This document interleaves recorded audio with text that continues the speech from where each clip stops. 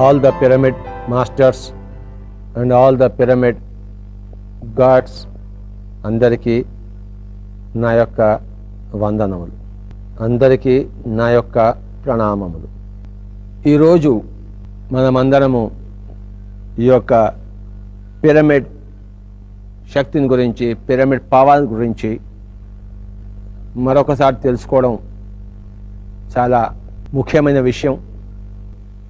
Pyramid power, pyramid శక్తిని ఉపయోగించుకోవడం అనేది one of the most important points. పిరమిడ్లలో కూర్చుని ధ్యానము చేయడం, పిరమిడ్లో కూర్చుని ధ్యానం చేస్తే ప్రత్యేకముగా మూడింతలు ఎక్కువగా మనకి ఆ యొక్క విశ్వశక్తి అందింపబడుతుంది, కాస్మిక్ ఎనర్జీ. ఈ పిరమిడ్ ఎలాంటిదంటే ఒక భూతద్దం లాంటిది. అన్ని చోట్ల ఉంది, సూర్యరశ్మి ఉంది, ఆ యొక్క సోలార్ ఎనర్జీ ఉంది, కంటికి కనపడదు సోలార్ ఎనర్జీ ఉంది. ఆ భూతద్దం పెడితే ఏమవుతుందంటే ఆ సోలార్ ఎనర్జీ అంతా ఫోకస్ అయ్యి ఇక్కడ కాగితము భగ్గున మండుతుంది. లేకపోతే కాగితం అలానే ఉంటుంది. ఈ సోలార్ ఎనర్జీకి కాగితం మండదు. ఉంది సోలార్ ఎనర్జీ, ఎక్కడ ఉంది? అన్ని చోట్ల ఉంది. అలాగే cosmic energy is the basis for solar energy. Cosmic energy is the basis for material energy, photonic energy. కనుక ఈ కాస్మిక్ ఎనర్జీ అంతటా ఉంది. దాన్ని ఒక దగ్గర కేంద్రీకరింపచేసే ఈ యొక్క అత్యద్భుతమైన కట్టడమే పిరమిడ్. పిరమిడ్ అందులో రెండు వర్డ్స్ ఉన్నాయి, పైరా ప్లస్ అమిడ్. పైరా అంటే అగ్ని.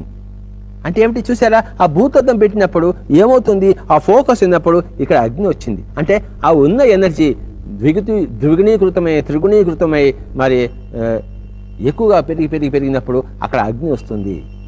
ఆ అగ్ని మధ్యలో మనం కూర్చోవాలి. పైరా అమిడ్, ఆ అగ్ని మధ్యలో కూర్చుంటే ఎక్కడైతే ఆ భూతద్దం మనకి ఫోకస్ చేసిందో అక్కడ కాగితం పెడితే, కొంచెం కాగితం పక్కన పెట్టండి, అది కాదు. అలాగే కాస్మిక్ ఎనర్జీ అన్ని చోట్ల ఉంది. ఈ పిరమిడ్లో ఏమవుతుందంటే ఈ 52 degrees యాంగిల్ ఉండాలన్నమాట. నార్త్ సౌత్కి అది అలైన్ చేయాలి. ఒక కంపాస్ తీసుకుని దానికి నార్త్ సౌత్గా మనం ఈ పిరమిడ్ తయారు చేస్తే, ఆ పిరమిడ్ యాంగిల్ సరిగ్గా ఉంటే 52 degrees పైన చక్కగా క్రిస్టల్ ఒకటి పెడితే మ్యాక్సిమం ఎనర్జీ అక్కడ కేంద్రీకృతం అవుతుంది.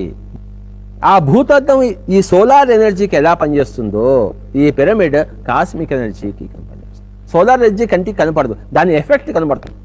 ఆ కాగితం భగ్గున మండడం అనే ఎఫెక్ట్ కనబడుతుంది.